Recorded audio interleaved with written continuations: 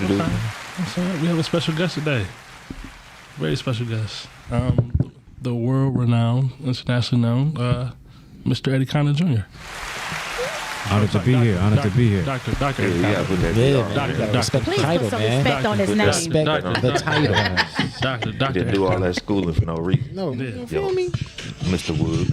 Yeah. Come on, Miss. You got to put the phone on vibrate. That ain't That's me. you. That's That you. is your phone. Oh, it is me. See? I'm like, that's not. Okay. How So- did it get on here? Before we get started, wait, sir, is it sir, Mr.? What do you prefer to be? You know, He's addressed Doctor. with? Doctor. Doctor. Dr. Eddie, a lot of people call me, so Okay. Well, Dr. whatever's clever. Dr. Eddie, before we get started, I gotta ask a question, and this will determine how this interview goes. Prince or Michael Jackson? Oh yeah, we've done our research. Don't worry, it's fresh out of the research department. Yeah, man, that's a toss-up question. Y'all trying to be tricky. I get you. I'm an MJ fan, but Prince is my cousin, man. So I gotta side with Prince. You know what I'm saying? Gotta go for the home team. I gotta go with the home team on that one. I get it.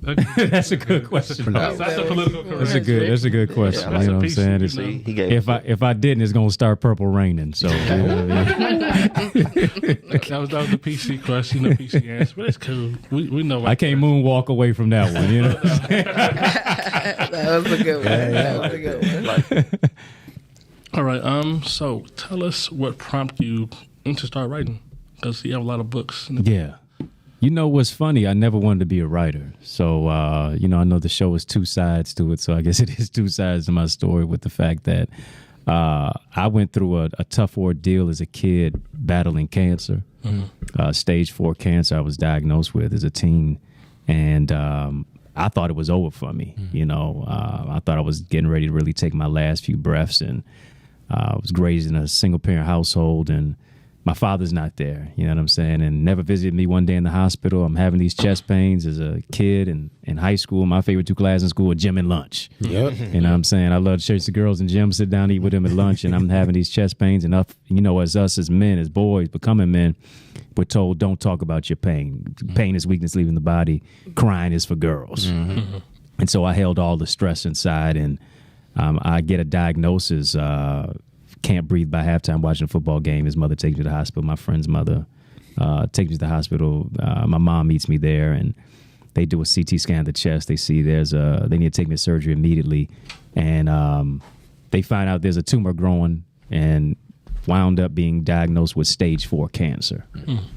And doctor says, hey, chemo, radiation. It was so aggressive, the cancer was growing around my vocal cords. And so, I came out of that by the grace of God, a praying mama. My father never visited me one day in the hospital. People I thought were praying for me, literally praying on me.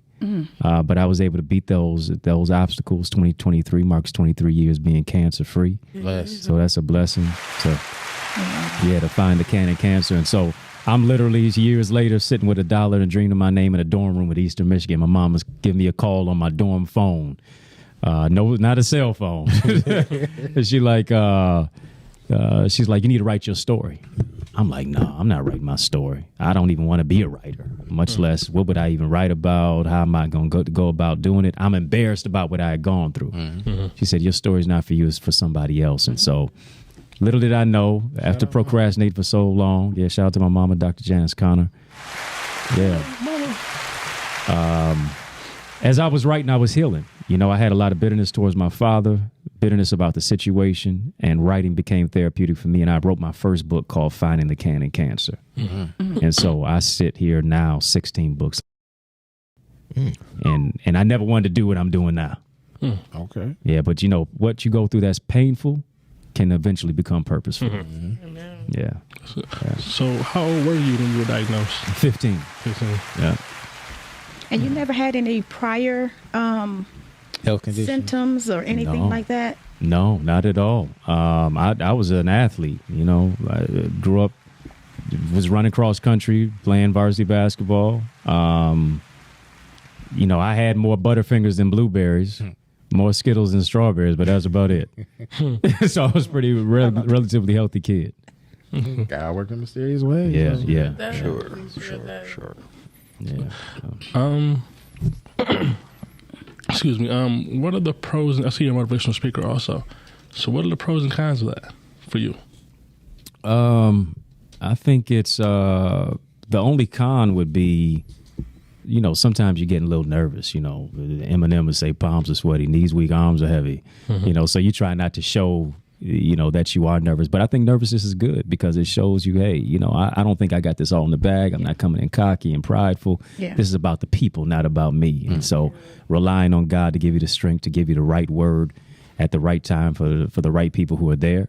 And then I think the pros is the travel. I've been able to literally go around the world and speak and share, whether it's at churches or conferences, community centers, colleges, and just share my message and be received pretty well. So that's a good thing. And then here's the thing, be invited back. Yeah. You know what I'm saying? That's important. That's important, So that's the main thing.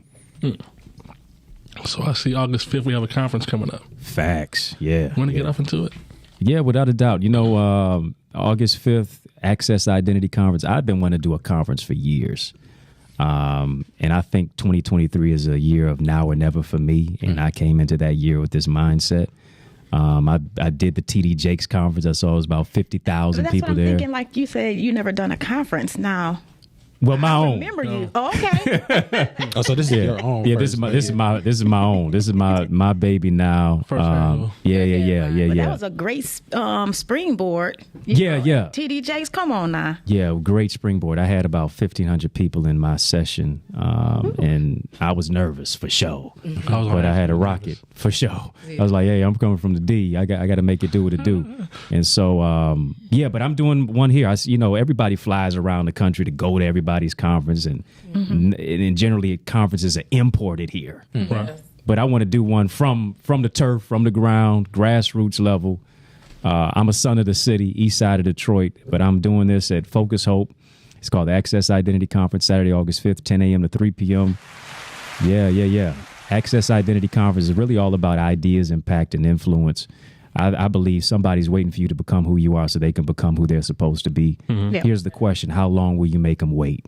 Ooh, that's deep. Yeah. Yeah. And so no more delay, no more denial. Now's the time to be determined. And I'm giving people strategy, structures, substantive solutions to really take your vision to the next level. It's merging ministry in the marketplace. It's connecting kingdom and community. It's all about Detroit. It's all about really your vision and knowing that you can bloom where you're planted. Here's the beautiful thing. Right now, if you go to accessidentity.org and put in the code at checkout, access, you get $50 off for registration. So you'd only be registering for a low rate of just $47. And then another thing, we got people Just got coming. my registration. Oh, I appreciate you. Appreciate you. Shout out to Carmen Evans. Thank you so much.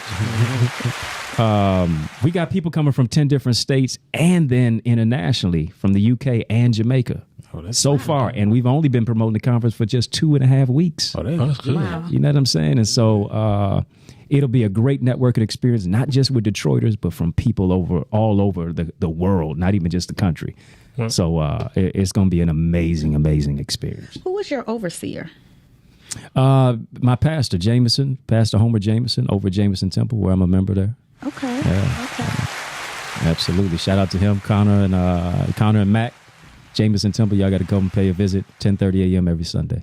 Okay. Not, are you ordained? I am. I'm one of the associate ministers Okay. over there. Nice.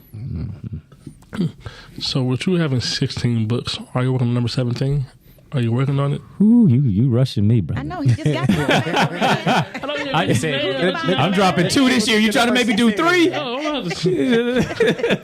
the Trinity, got it. Right there. There you go. Come on, say a word, Reverend. It is Pentecost Sunday, so. Man, I miss church. Well, And he is in white, so is it? yeah, Jameson, you go to Jameson Church, 10:30 on Sundays. Okay. I need to go myself. So another question. Any ups and downs? I know we talk about pros and cons of being a motivational speaker, but what do you have? Do you have like ups for it? Like, what is your best or your biggest accomplishment from doing it? that you would say? Biggest accomplishment from doing it, I would say, it's kind of in conjunction with some of my community work. I received the President Barack Obama Volunteer Service Award, as well as the President Barack Obama Lifetime Achievement Award from the White House. Yeah, so that's a major accomplishment. There's been a lot of media opportunities. Been on the Steve Harvey TV show, BET, and ABC and NBC, and some of the other alphabet networks. We can't forget Fox too. They right next door to us. Right, facts. I was just on there last Monday. Shout out to my guy Jay Towers. Did a great interview with him, and so it's been just a lot of great exposure. Just being able to share the message and just empower people, meet them where they are, and be transparent, be relatable, and connect to them. Regardless of race, creed, color, and background. Who were some of your mentors? Some of my mentors, actually, I got to give him a call back. He called me while I was coming in here. Shout out to Mr. Jay Melton, who's a great businessman. Okay. Yeah.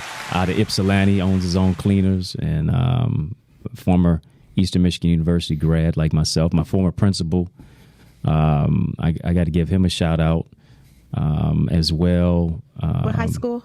Ferndale High. Ferndale. Yeah, Ferndale High. So I'm trying to think of some other mentors of mine. Like I got a lot of virtual mentors. Definitely my pastor, of course. Who's a mentor of mine as well, Pastor Jameson. At what point in your life did you realize that you had a gift on your life to, one, minister, and then two, to be a blessing to other people as far as being a motivational speaker? I would say me, a few years coming out of cancer, actually did my first message / speech with cancer in my body. I grew up in Jamaica for some time, and my doctors were tell my mom, he said, hey, take Eddie somewhere. He's been getting bouts of chemo and radiation. I mean, I had a bald head and just totally discombobulated and dejected. And she took me to Jamaica, and the pastor friend of ours there, he said, hey, I want you to do the message on Sunday. And I'm there on vacation for about a week and a half, 2 weeks. And it was called Destined to Overcome the Odds. And, I was a nervous wreck doing the message. I probably would not want to go back and look at any video footage if there was any. But I saw how the people took to it. They embraced me. And then some years later, I got some opportunities speaking for the American Cancer Society. It was where I was kind of getting my first leg of speaking and things of that nature. And it just kind of snowballed from there to where I said, you know what, this feels good for me. It feels kind of just right, me sharing my story. And I felt as if the more I talked about it, the more I healed from it. Because I had a lot of trauma as a result of it.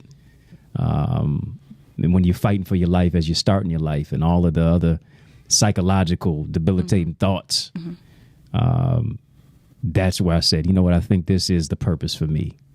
And, I've been trucking ever since with it. When you heard that you had cancer, was there a time in your life that you had to look around at the people around you and maybe like walk away from some people? You know how like when you're sick, there's only a certain amount of people you want around you, people that are speaking the same thing. Right. Yeah. Did you have people around you that was, sitting like, woe is you, and what you gonna do? Did you have to dismiss those people so that your spirits can stay up? Yeah, I think my mom did a lot of that, but even, as a kid, they just fell off, and I think cancer is, when you're a kid, you don't really know too much about it. And a lot of kids will treat you like it's modern day leprosy. If I'm around you, if you cough, if you talk, it's airborne. You know what I mean? And so I was automatically isolated. I was automatically just kind of just by myself. It was just me and my mother. And I was so sick that I didn't even want anybody to see me. I remember the late, great Kobe Bryant signed a hat for me. I still have it to this day from Make-A-Wish Foundation. This was when he was wearing number 8. Okay. And he wrote a little message about keep going, stay, there's a champion in you. And so I realized, because I felt that I just wanted to give up. It was really my mother who fought for me to where I began to fight for myself. It's a blessing. Yeah. And she told me, hey, everybody gets knocked down in life, but a knockdown is not a knockout unless you stay down. Absolutely. Challenges create champions. And so having to muster up that determination with faith in God and just look at every single day. All right, I'm one day treatment closer to total healing. You know, I hated getting chemo. I hated getting radiation. It was nauseous and all that stuff. Stuff you go through you wouldn't wish on your worst enemy. But I had to say, all right, I'm one day closer to the next level, to getting out of here, to never returning again, to being totally healed. And that's the mindset I had to approach. And that's a dope ass mindset to have. A lot of people would just fall under that pressure and just crumble to the weight of it.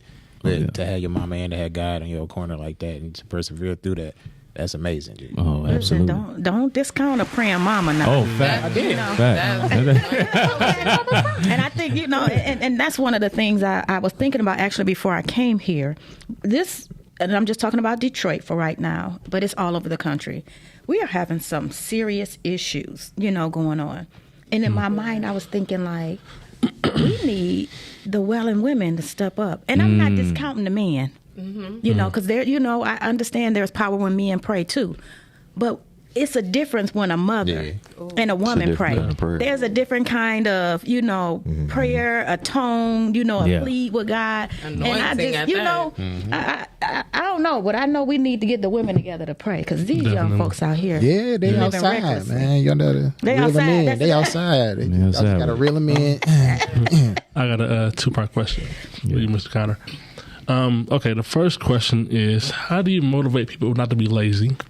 And then my second question is, do you talk to your peers or friends or family different than you talk to people that you, like as far as in peers, when you do like motivational speeches? Is it a difference when you talk to them? I would say it's kind of on the same level. I mean, a friend of mine was calling me, asking me about relationships, and a particular young lady he's dating, this, that, and the other. And, you know, I'm not going to be as theatrical and, you know, bullying and all that stuff as if I'm in a crowd when I'm on the phone or just talking to him one-on-one, whatever the case may be. But the message stays the same. You know, the method may be different, but the message is going to be all the same about, you know, knowing your value and your worth and seeing how does this person fit into your future and what are your specific goals? Where do you see yourself in life? You know, who do you want coming with you? Developing that why and knowing who it is that you are. I would say for people who are lazy, so to speak, I think it is that I was one of those who would have been classified as lazy.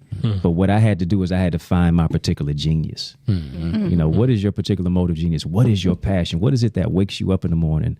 Yes, we're glad that God does it, but beyond your alarm clock. Yep. Absolutely. You know, when you find that passion and purpose, you're not going to be lazy with it because this is what you enjoy doing. You know, a job is what you're paid for. Your purpose and your calling is what you're made for. And so I think when people really develop and discover that inner zone of genius, they won't be bouncing to where Monday I want to be a nurse.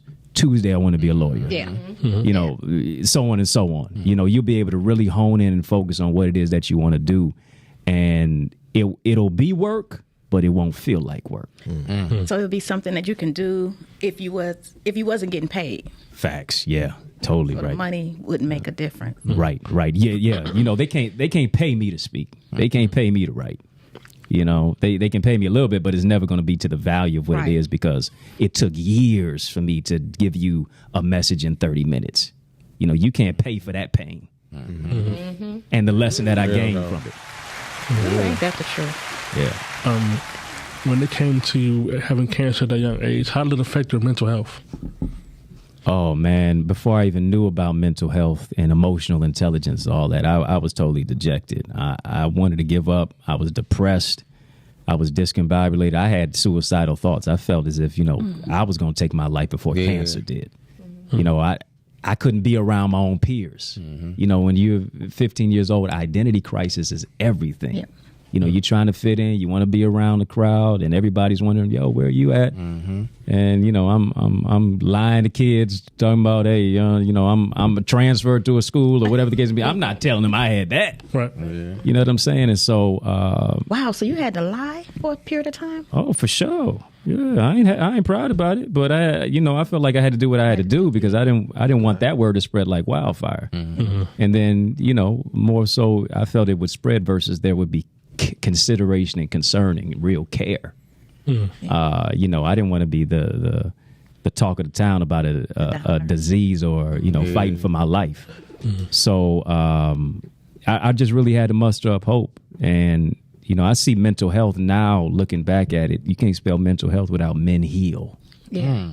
Think about that. And there were some things that I had to heal from. I had to forgive a father. I had to see myself as more than a diagnosis. What I went through didn't define me. It refined me.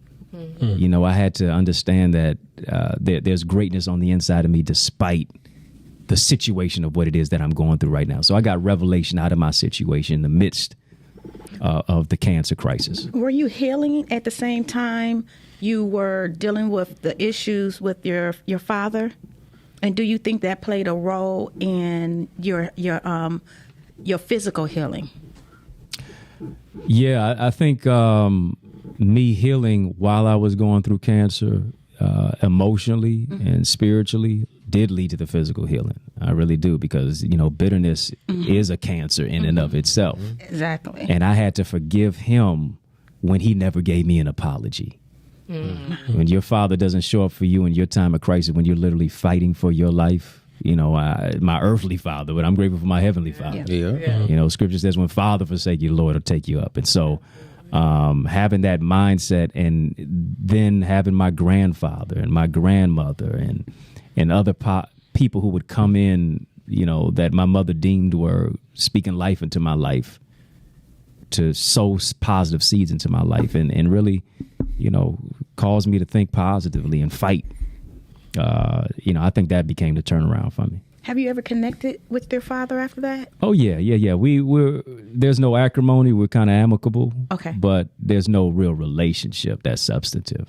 Okay. We'll get on the phone every so often. He'll call me on a birthday, a holiday, or whatever the case may be. But, it's nothing substantive beyond talk about sports or something like that. So it's surfacey. Yeah. When did you accept the calling for ministry? I knew it at 12. I would say I really started accepting it early 20s, right around probably the time I went to college. That's when I started accepting it. To say, all right, I'm not going to run from it. I'll embrace it. Yeah, I'll run to it. Right.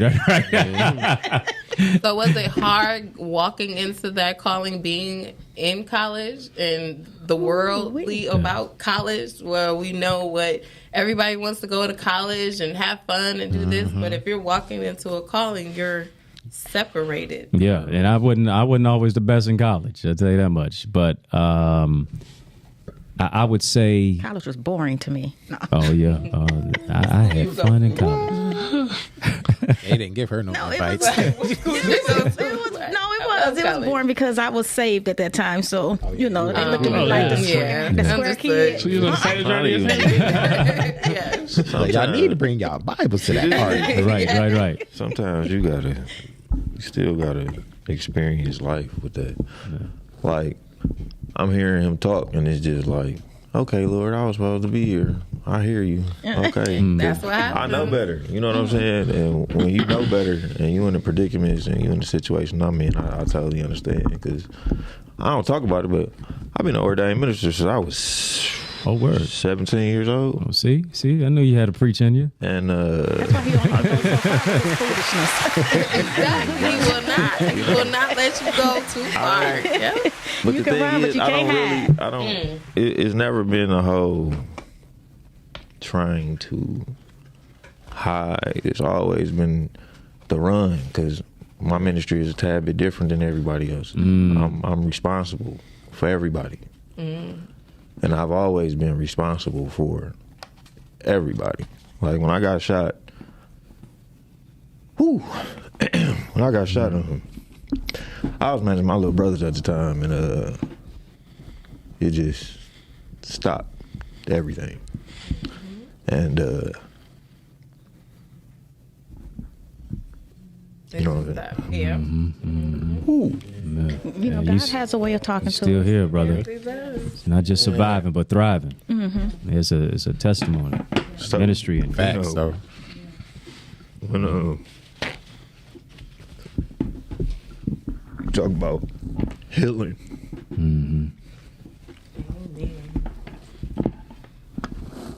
this right here, there must be two sides. It is my ministry. Yes. That's good. That's good. And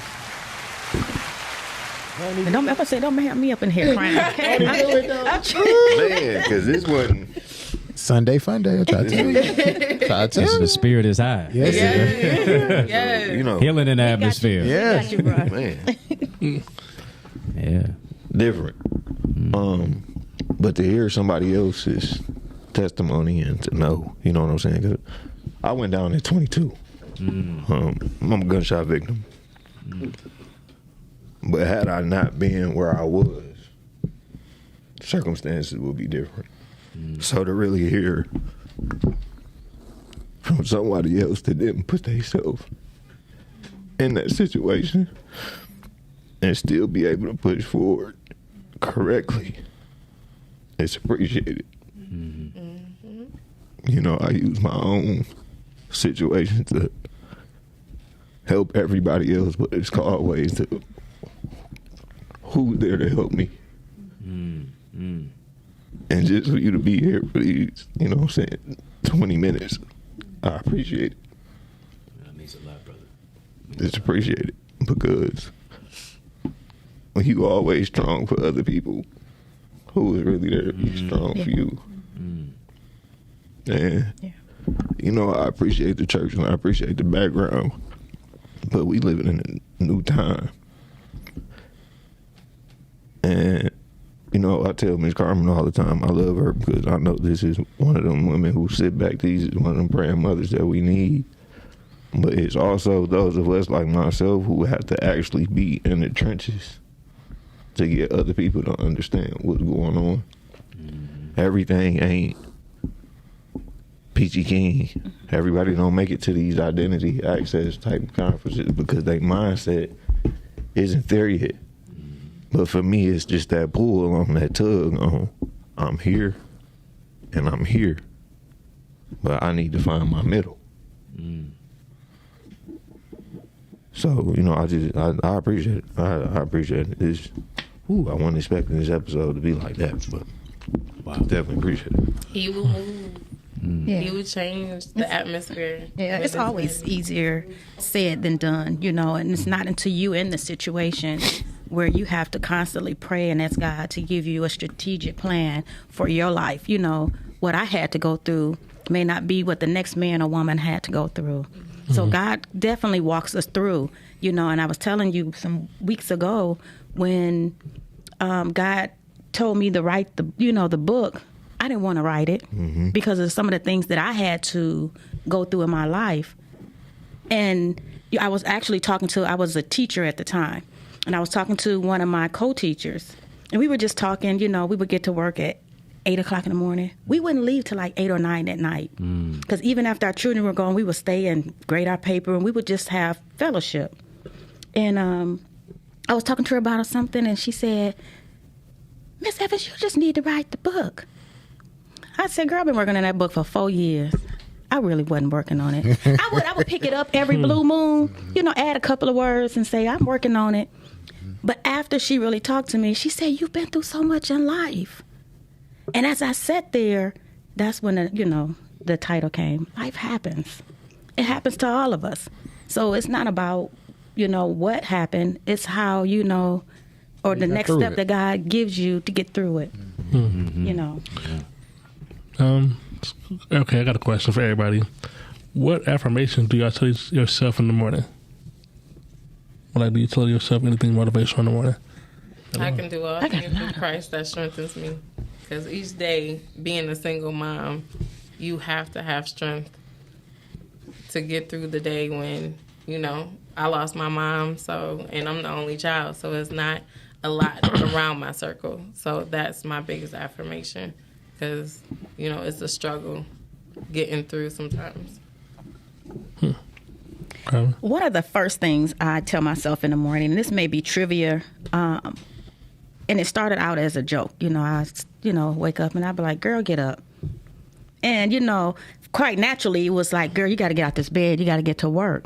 But it wasn't until later when I realized God gave me that you know what I'm saying, because of what I was battling spiritually, you know. So every morning, that's the first thing I say, girl, get up.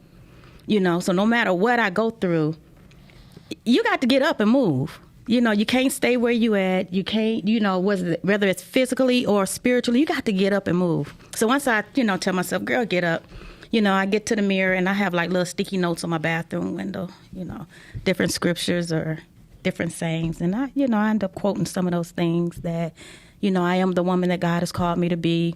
You know, my life will be impactful to other people. There's a lot of stuff I say. So, you know, I ain't gonna go out because I got a whole list. I mean, I was listening to the list. I wasn't expecting to get to me so fast. Honestly, man, I'm gonna keep it G with y'all. I've been feeling stagnant in place for a minute. I don't tell myself no affirmations in the morning. The best thing I can tell myself is just figure this shit out day by day. Stop worrying about tomorrow. Because one thing I learned about myself is I like to plan ahead, and it don't never go the way I be wanting it to go. And it's out of my control. And I've learned that much about myself so far. Like, I can't control everything. So I can't even really give you a real answer on that one. Other than keep it shit going, figure it out day by day, that's the only thing I can tell myself. Because I don't know. So that's one of your affirmations. Keep going. You know? Mine is be better than yesterday. You got to just be better than yesterday. Because going through this with this wheelchair in these times, like he said, it's just... See, he had cancer. I had cancerous friends. Come on. And there's going to be a couple people who going to watch this and they going to feel a certain type of way. But when we look up now and we in our 30s and I'm having the kind of issues that I'm having that y'all know I'm having and y'all not there and y'all still tugging at me, it's a cancer. I'm pouring into you and there's nothing being poured back. And I'm really starting to notice now, like he said, for me, it's not even about the stagnant anymore. It's about who I got around and what's the purpose. Because I've gotten to a point now to where God has actually revealed, like, yeah, you be letting people use you. And it's becoming your own fault. Yeah, that's because when we take on the false burdens. You know what I'm saying? Like, how many times you gonna keep letting these people lightweight play with you, and I'm showing you something different, and you still keep trying to go back and pull them up. It's time for you to cut that off. That's a cancer. You have to let that go. So it's basically about letting today be better than tomorrow. That's good. Mine's is I'm just trying to see tomorrow. And I say that because no matter what I go through during the day, whatever goes on, as long as I see tomorrow or have a chance to see my son, everything else can fall to the wayside, or it won't matter as much. You know, because that's a motivation for me to get up to make sure he's good, or everything else. And also, no matter what I go through, somebody's going through something worse. So that's another thing for me. So it's always motivation to say, just pray about it, but also just keep moving. So. Yeah. I would say for me it's kind of like a mixture of an affirmation and a determination with the mindset of course I tell myself I can do all things through Christ that strengthens me, and hey, I'm healthy, wealthy, and wise. It's going to be the best day of my life. Some of those types of thoughts. I don't say it necessarily every day, but it just becomes a mindset for me. Okay. What's an uncomfortable part of your job? What's the most uncomfortable part? Uncomfortable part of my job. I think it's I got comfortable with being uncomfortable, and that is the late hours of just working. A lot of times I'm burning the candle at both ends, up early, up late. Don't always get a lot of rest, but I think the determination is kind of the engine for me to say, all right, just keep going. So a lack of rest sometimes can be a little uncomfortable for me because I do like to sleep in. Don't we all? But you know what I'm saying? But I know like I said, the purpose is what wakes me up, but it's also what keeps me up. Mm-hmm. At what point, like after everything you've accomplished, at what point did it stop feeling like work for you? What point did it stop feeling like work? I would say maybe when my book went number 1 on Amazon. It was a few years ago. It was my book Dear Queen, and all the other books started going to the next level as a result of it. So it stopped feeling like a lot of work, and the work became enjoyable. But, you know, everybody, once you write a book or once you start your conference or once you start something great, you want it to go to number 1 immediately. But sometimes it takes, you know, it doesn't happen overnight. It happens through the night and through the night seasons of the years and the years of the toil and the sweat equity that you put in. You finally do see the fruit of your labor. But it still sometimes feels like work. You know what I'm saying? You know, me build this conference from the ground up. Oh, it's work for sure. Right. But it's enjoyable. I want good to work. ask you a question about that. Yeah. Do you ever get to the point where you're just doing the work? It's not like you're putting in the work. I don't know if that makes sense to you. Okay, let me give you an example. So I have people all the time to say, have you ever had a book signing? And it's like, no. I just write the book and keep going to the next project. So do you ever find yourself just working where you don't stop to celebrate the thing that you that's in front of you? Yeah. I am the poster child.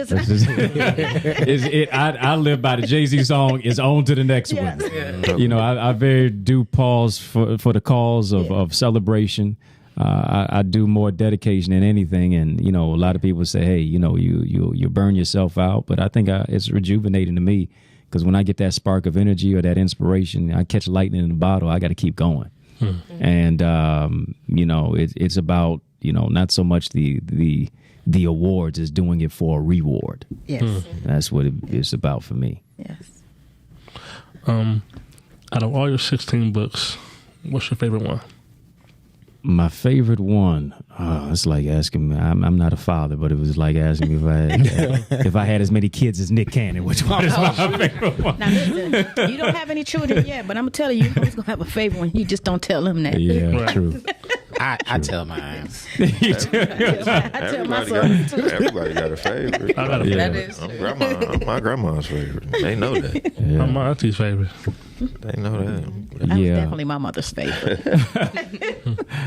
It used to be Dear Queen because it was so popular, but I got to go with The Mask of Masculinity. It's this one came out just last year, and it is about really how men can reclaim their identity, lead in love with loyalty. The prefix of masculinity is pronounced mask, and I think for us as men, we shroud ourselves. We use the mask of money, your Mercedes, your phone book full of ladies to hide the hurting boy inside. And Bars. oh yeah, I didn't even realize what I said. I knew you would catch it. I didn't even realize it, Looking man. at that book too. Asked about that one. So hell yeah. And so, you know, it just addresses the fears, the father wounds, the frustrations, the failures that we deal with as men, but also how women can create a safe space and place for men to be vulnerable and be able to open up. And I think as men, we're more like T'Challa than Black Panther. We're more like Clark Kent than Superman. We're more like David Banner than the Hulk. Yeah. You know, beyond all those superpowers, beyond the caricature, I think it's really the essence of our character that really makes us who we are. And I think real men are ones. A man is someone who is mature, assertive, and is a nurturer. And so it became freedom for me. I wrote what I needed the most. Well, speaking on that book, when you notice that you were raised by a strong woman, but then there are a lot of men that were hurt by their mothers. Yeah. So you see that side of men that need to be healed, but they choose not to be healed. So what do you say to those type of men coming from the opposite side where you had a strong mother, and y'all had a great relationship versus men that they had a mom in their life, but that relationship is not good? Yeah, I would say, you know, there is strength in numbers, and I think you have to seek out what it is that you desire the most. You know, it's like a man who would have friends got to show himself friendly. And for us as men, sometimes we got to put ourselves around other mentors, other individuals, and understand that getting help does not mean that we're less than a man. Yes. Going to therapy, That part. being around other brothers who can build you and lift you up, who are not going to judge you, but who are going to really help to improve you. And I think when we, just take off the cape becomes a chokehold. When we take off the mask, we'll really be able to heal from our past. Because if not, we'll bleed on people who didn't cut us. More bars. Whoa. More bars. More bars. Absolutely. Listen, I need somebody to like chords? I need somebody to really preach that. Oh, that's real. Lead on to other people that ain't do nothing to you. Yes. Yeah. Man. Maybe that's another conference. There it is. Yo, there you go. I'm just envisioning myself looking at that mirror Like a right now man's as he talks. Man, listen, Man's For real, I needed this like conversation. we needed this conversation. Like when I say this didn't, and this is why we have these episodes. Like people ask us all the time, like, "Oh, what's the topic?" We don't have a topic. Just let it Wow. move. Yeah. Organic conversation. That's there's our secret right there. Y'all want to know what we doing here? This is what we doing. It's a secret sauce right there. Well, you don't get a Can't topic tamper when with you this. Table talk every week. Right. You know what I'm saying? But it's just with the name of the show. Must be How decent. can you really put a topic on that? Well, you can always put topics I on mean, it you and can put a talk both topic and sides. talk both sides, know. but it's just. But I like we y'all like flow that. Yeah, here. we like that. Like we like raw conversation. Like we talk, but we don't talk about what we gonna talk about on the show. Like we been cut that out because now it becomes scripted. So now we coming in with Generic answer. generic answers when it's too much generic being put out, and it needs to get back to being raw. Like I said, I come from the church. I know better with certain things, but people be failing to realize Jesus only went to the church twice in the Bible. Once when he was lost, and the second time he went and tore it up. At this point, you know what I'm saying? At this point, it's too many people who playing. And those of our age range, we starting to kind of, it's getting back to us. Because we just talked about this last week when we left the show. Like, hey, it's time for us to kind of get back to church. It's getting a little too morally upsetting out here. You know what I'm saying? That conviction is starting to hit. But here's the thing. Dr. Eddie can't go talk to the fellas like I can go talk to the fellas because, first off, appearance not gonna relate.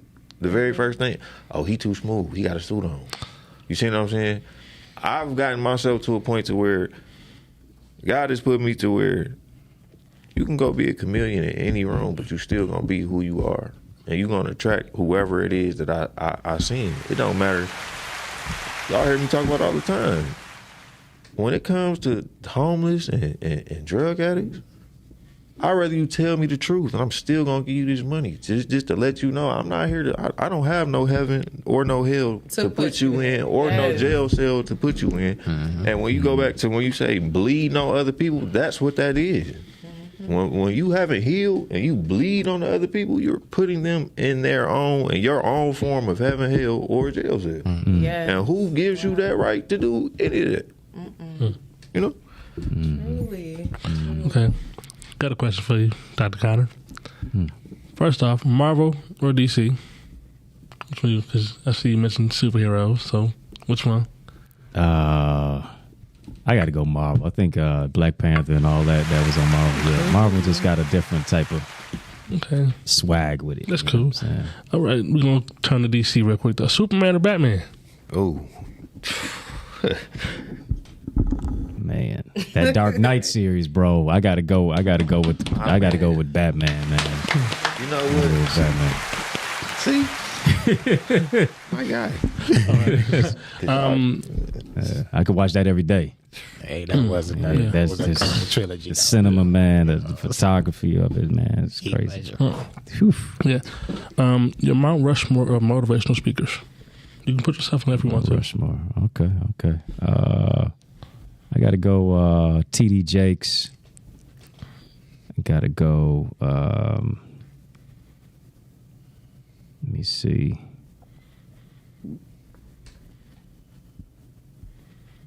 I guess I got to go Tony Robbins. He's got some stuff. Ooh, I was just thinking about his wife. I got to go with him. Man. E.T. Yeah, I got to go with him. Love E.T. Love E.T. Wow, that's different. E.T. I'm just Man, I'm gonna go Deion Sanders. I'm gonna just throw a wild card on that, and then I'm gonna throw me in that too. I'm gonna throw me in that equation too. You know what I'm saying? I can see why you said. I can see why you said Prime. Though. I like how you do. I'm gonna just throw a wild card in there. You want to promote anything as far as in this conference you have going on, or? Yeah, I gotta let them know about the new book is coming out. Can you tell us about the books in front of you? Yeah, most definitely. Masculinity, Mask of Masculinity alluded to that a little bit. Really redefining what manhood is all about from a context that is not so much materials, the immaterial self. Dear Queen, this is my second volume, volume 2. This is a second iteration, which is all about how to wear your crown, walk in authority and authenticity. This kind of brings not just the females into the conversation, but also the men. You know, we heard a lot of hypermasculinity, misogyny, alpha male affinity, high value male type of stuff. Yeah, narcissism, all that. And really just want to celebrate the beauty of black women. Malcolm X said, the most neglected, unprotected, and disrespected woman on the planet is the black woman. Mm-hmm. And so to really speak life into the lives of our sisters and let them know real queens don't compete, they collaborate. Okay. Yeah. They're not just chasing a man, they focus on their purpose and plan. I put that on my Facebook page today. Y'all hear that, right? Real queens understand that their royalty demands loyalty. They're too unique to compete, too rare to compare. As a result, they wear their crown, they build their queendom in the kingdom of God. And then this one ain't even out yet. Okay. Who Can Find a Faithful Man, coming out June 15th. Okay. I wrote this one. I was doing a men's conference and actually looking at the dichotomy of the scriptures, Proverbs 31 and Proverbs 20, verse 6. And the video went viral on social media. It's about 1.5 million views or something like that on Instagram. And from podcasts to panels, from churches to conferences, we always hear, who can find a virtuous woman? I'm so sick of them using that when it comes to singles ministry. It's like, so you're going to keep talking to the woman. We getting ourselves together. What about the man? Exactly. Just a couple of scriptures down. They talk to the man. Yeah, and so I said, I want to go to Proverbs 20, verse 6. When 20 comes before 31, I'm more English than math, but I know a little math. Exactly. Who can find a faithful man? Faithful. And sisters want brothers want sisters to be virtuous. Sisters want brothers to be faithful. Yeah. Both generations, both genders are asking who can find. Mm-hmm. They talking about is pee in the pool, a dating pool. Mm-hmm. But we both asking who can find. We bumped it up a little bit. Yeah. Let me ask you a question while we're on this. When you talk about Miss Carmen, we can't. We almost done? No, we gotta wrap it up. We gotta. Oh, I have to save it for the table. So the tenor of the book is, are we preparing women for unprepared men? And if so, let's prepare brothers for the right one. And they got to be right for themselves. So all these books on Amazon, Barnes & Noble, iTunes, Audible as well. Yeah. Before we get out of here, we want to thank Carmen from Detroit Paper Talk. Thank you for having me. June 25th, we will be at Keys to the City again. Shout out, Big Keys. Shouts out to the team. This must be two sides. We definitely appreciate you, Dr. Eddie Connor. Appreciate the opportunity. August 5th. Yeah. AccessIdentity.org. Register right now. To get that, how much is it off? Yeah, $50 off. Put in the code. $47 total when you register. $50 off. Put in the code ACCESS at checkout. All right, this must be two sides. We out here.